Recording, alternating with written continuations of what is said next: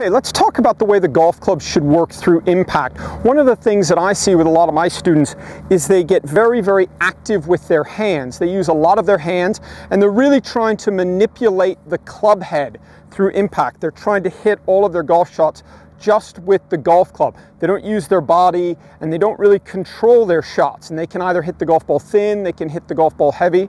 So here's a little drill that'll help you get the proper feeling of how the golf club should work through impact. I've got a 60-degree lob wedge here, and what I'm going to do is make a little small swing. And what I'm going to try and do is, through the impact zone, I'm going to try and keep the club head as low to the ground as possible, and I'm going to try and keep the club head very low to the ground after I hit the shot. It's going to look something like this. So you can see as I hit the golf ball post-impact, the club head is staying very, very low to the ground.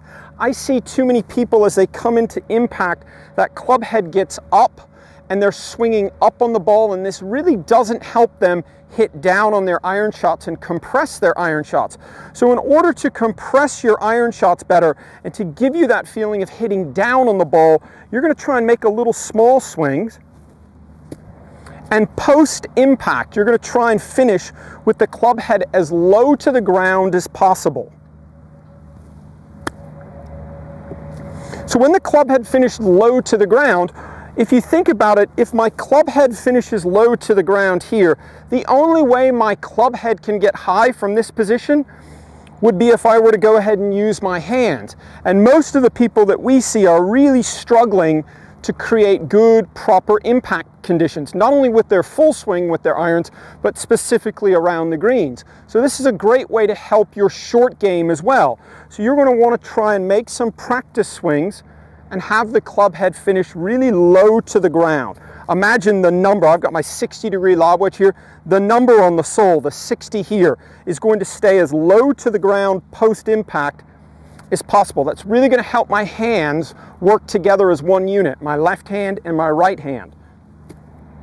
And then just go ahead and hit a couple of shots, and you're going to try and keep the club head as low as you can post-impact.